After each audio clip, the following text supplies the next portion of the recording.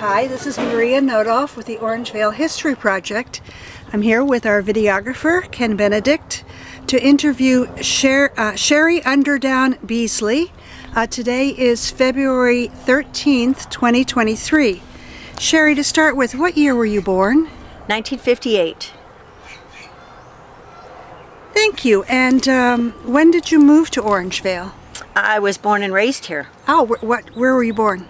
Off on Cherry Avenue. Oh, you're born in the house? No. Well, I was born in Roseville Hospital. Oh, Yeah. Roseville Hospital. Yes. So you started here, right here on Cherry Avenue? Yes. Okay. So, tell us about your earliest memories. Well, gosh, my brother Roger is 10 years older than me. My sister Deborah is 8 years older than me. So I was kind of the baby down the road.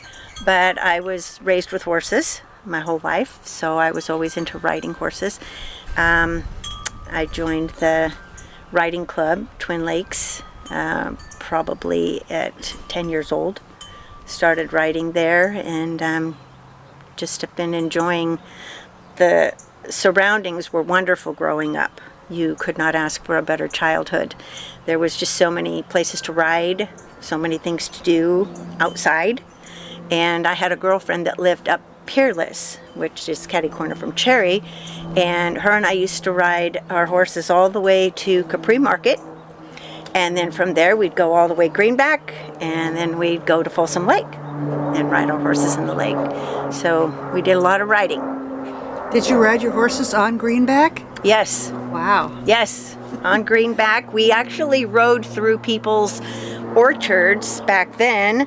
They didn't have too many fences up, and people would allow you to ride through their orchards. And there was just at the time so many fruit trees, unbelievable fruit trees. And of course we'd get permission and pick our lunch on the way and then have a nice snack when we got to the lake. So that was really fun. So then come back. Your parents, when did they move to Orangevale?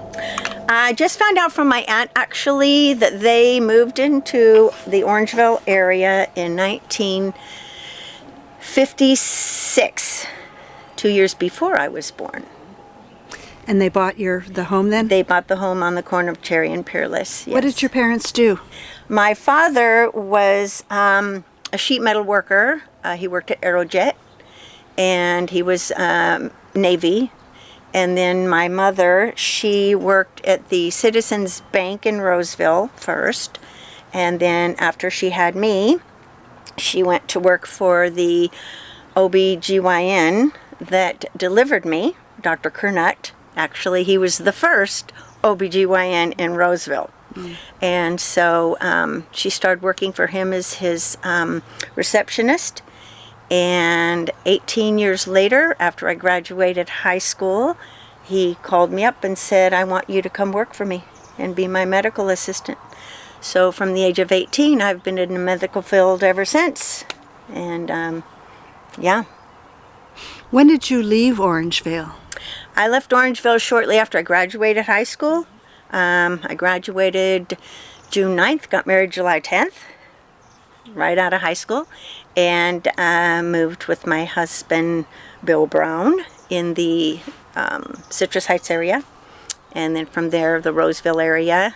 And so I've lived in Orangevale, Citrus Heights a little bit, Roseville, Rockland my whole life. So you went, did you go to Ottoman, or that might not have been?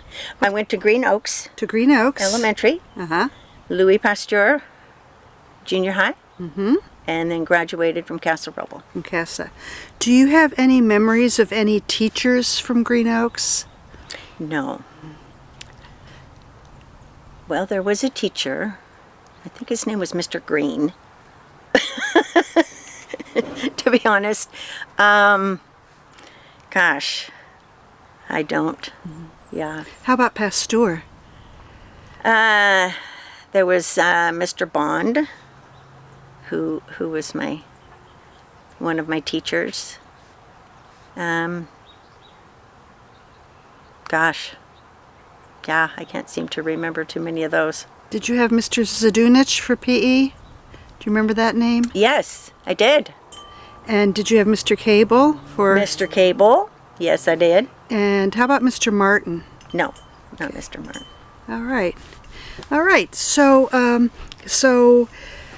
what do you what were your memories of Green Oaks? Do you have any still, or? Oh, yeah. It was a really fun time. I totally remember starting kindergarten. I loved the graham crackers and milk, of course. Everybody got graham crackers and milk back there. But it was fun. It was fun. I enjoyed that. I think going into first grade kind of stressed me out a little bit.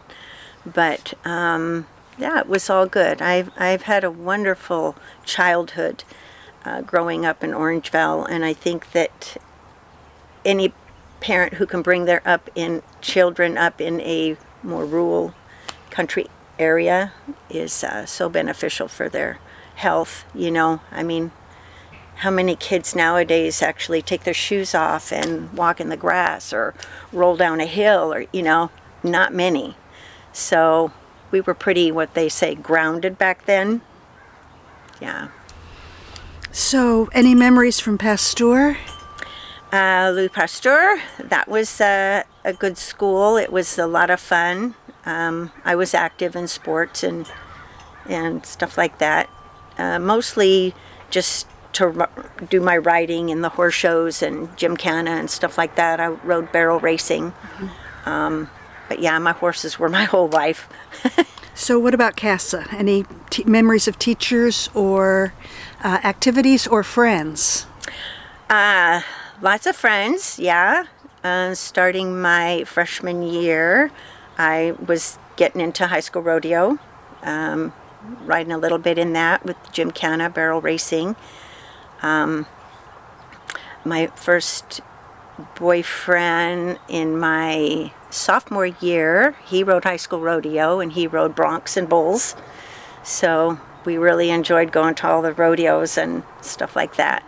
I remember all of us cowgirls and cowboys used to go to Folsom Prison to buy all of our silver, because the prisoners made all the silver for our belts, our boots, our tips, keepers, everything silver you could imagine for your Western wear, they made by hand. Wow. So we would always go to the prison and get silver made from the prisoners at the Folsom Prison. That's fascinating. That's fascinating. So, so talk about, what was your first horse's name? My first horse's name was Goldie. Mm-hmm. She was a beautiful Palomino. That was like my first very own horse. She was a wonderful horse, but she was a little on the bigger side for barrel racing, so I rode her show, mostly gymkhana. Took her in a lot of parades because she was just beautiful. After her, I had a horse named Shiloh, who was a pinto, and he was a little smaller stature, so he was pretty fast and could do the barrels really well. So he was my gymkhana and barrel race horse. Did you ever ride in the Powwow Days parade? Oh my gosh. Since I was born, let's say, my sister and brother rode in the Powwow Days parade. My sister rode every year, I think, dressed up as Native American, which is what my father was. And so, yeah, I can honestly say probably from my first year, we were going to Powwow Days. Yeah, it's not like it used to be. How was it? Well, back then it was more geared around the culture and the purpose of, what this area had to offer as far as the Native American culture. And then it just got to the point where it was more just like more type hippie people, would go, and so it wasn't centered around the more of what the culture was. But still fun. Mm-hmm. Always fun. Great. So that was your childhood, and after you graduated from high school, you left Orangevale. Yes. But your parents stayed here. My parents stayed here for another couple years. Mm-hmm. So I'm going to say 76, 77, 78. They sold the property because, of course, their little ranch hand left. And my father got into real estate at that point with my uncle. And so they sold the property and, moved into a smaller home in Roseville. And then that's where they stayed, was in Roseville. So what's your dad's name? James Thomas Underdown. And your mom's? Rosemarie, all one word. Underdown. And where did they come from? You said they bought the property in 56. Yeah, so my mother was born and raised in Grass Valley, Chicago Park, I was told. My father's parents and him was raised in Tennessee. They came from Tennessee. That area back there, they lived in, several different places.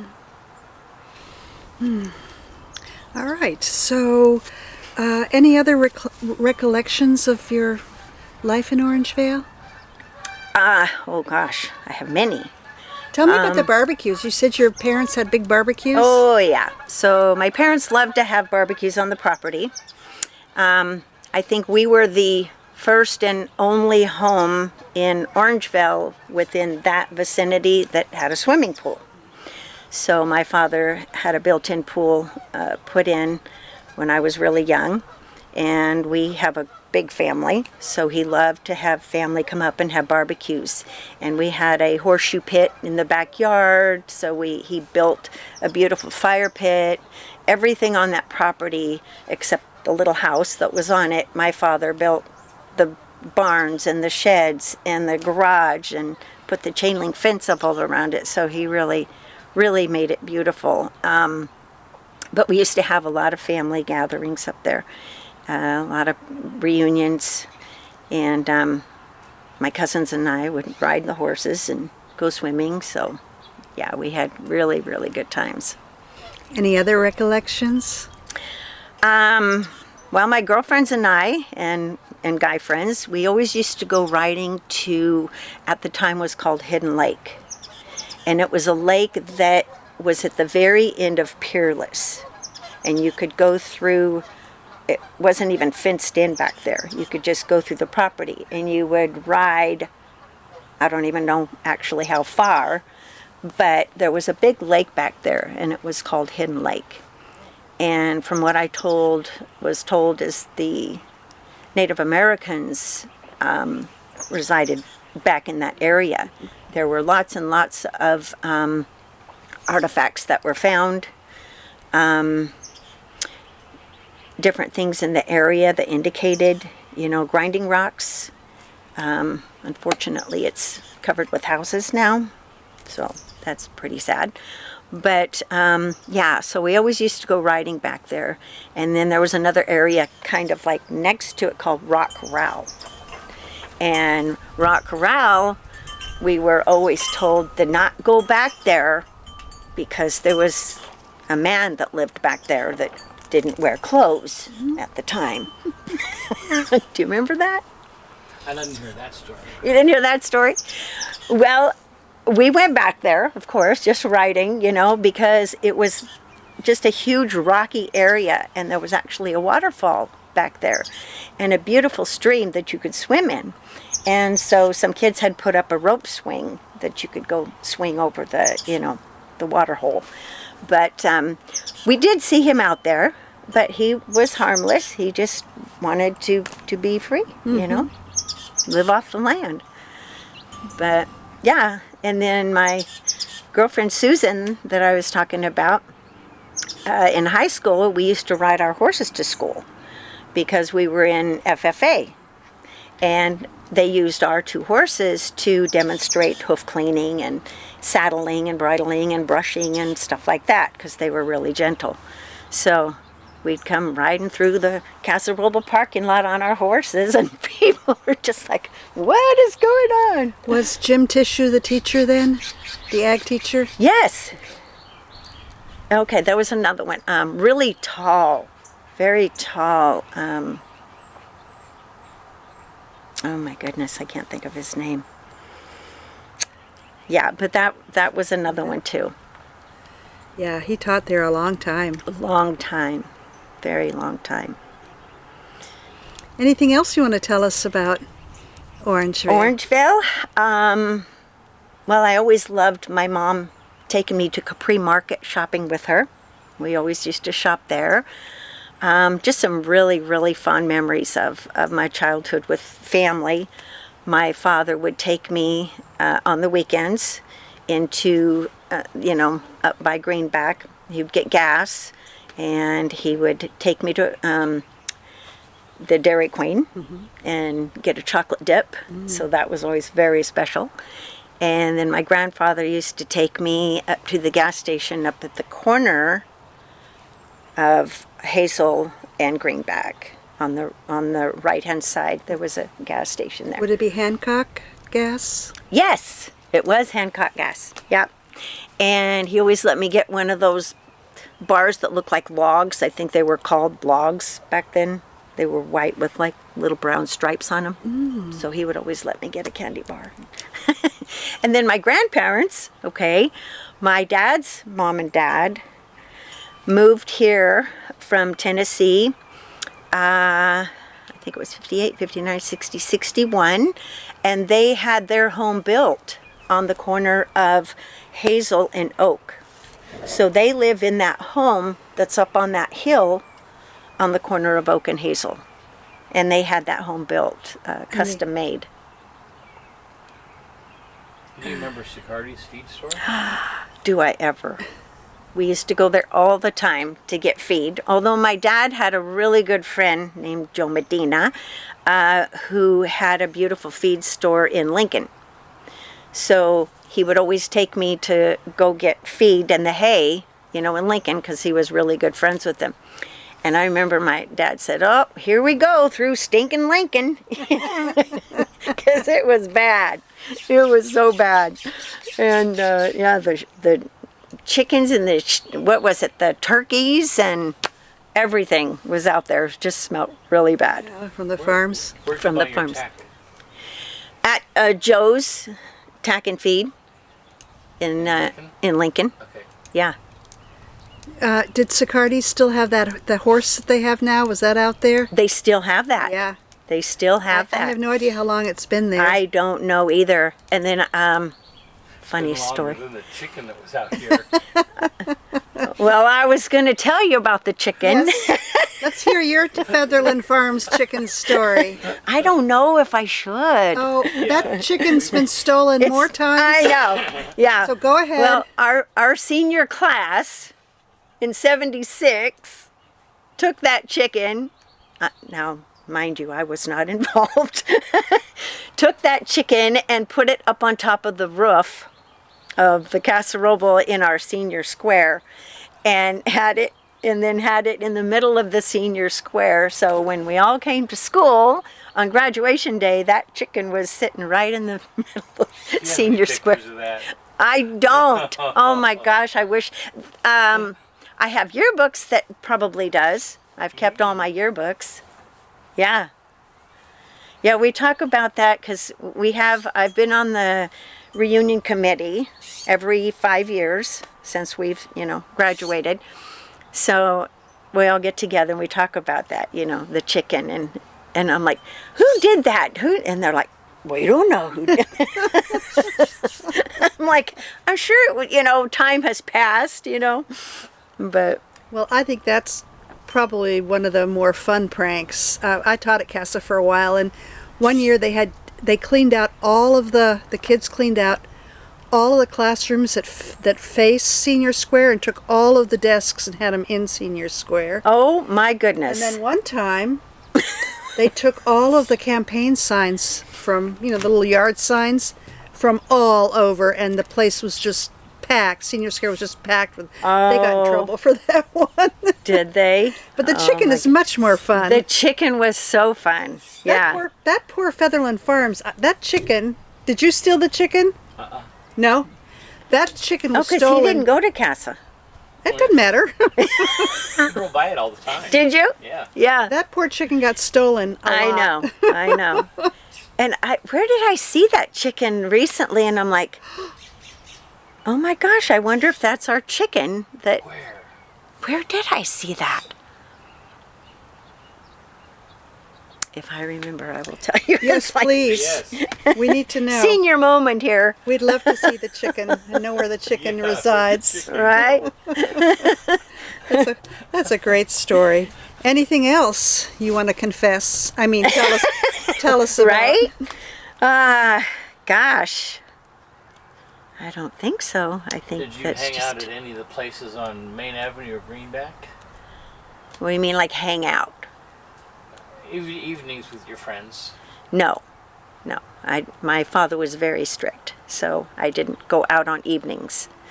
Although there was a couple weekends that I would spend the night at my girlfriend's house that lived on the corner, and one night we were meeting up with some other friends, and it was just starting to get dark.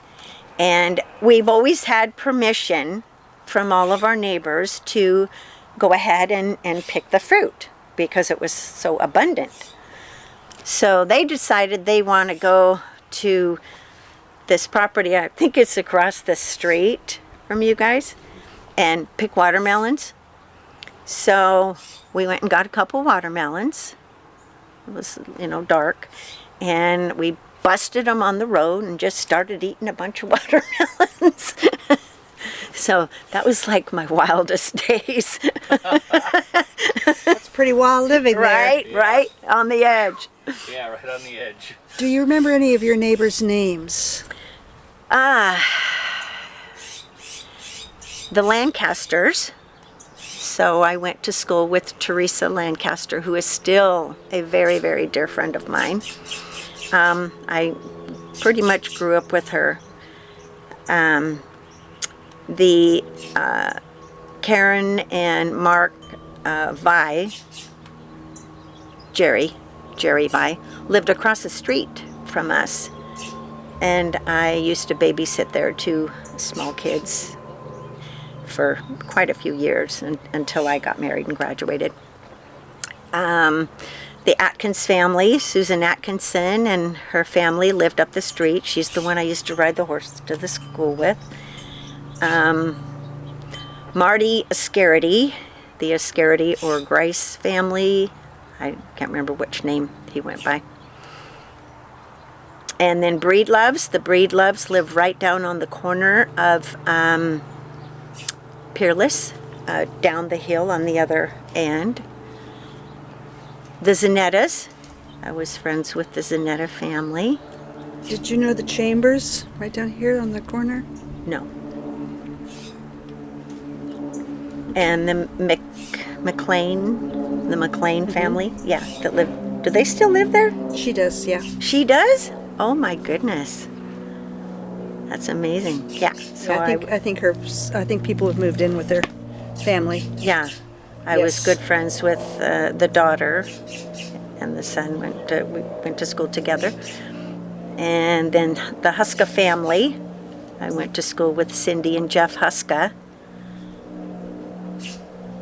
And holy cow, if I get going, I'm gonna not stop. It's good you remember. Right? As much as I do? Yeah.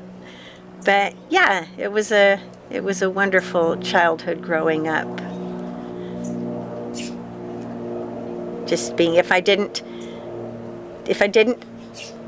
have a horse to ride, I was on my bike riding around. If I didn't have my bike, my dad bought me a mini bike that I rode. So across the street from where I lived on Cherry Avenue, there was that great big hill that was all land out there, and there was just a big, huge oak tree that was out there.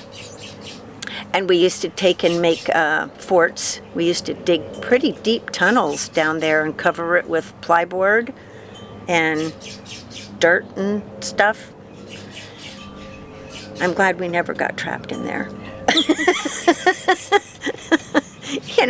Just kid things.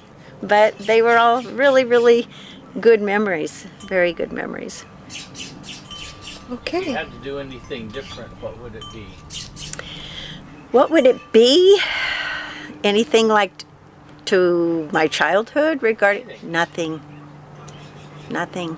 I would keep everything the same. It sounds idyllic that you just had a wonderful upbringing. I really did. I really did. My parents were just wonderful parents and very supportive in everything, that we all did. Never told us that we couldn't do something, like as far as writing or joining a group or something, Yeah, they were really the Christensen family too. That was my brother's first girlfriend, Chris Christensen. Lived down on the corner house. I think so. Thank you. That was a great story. Thank you so much. This is exactly the kind of stuff we want.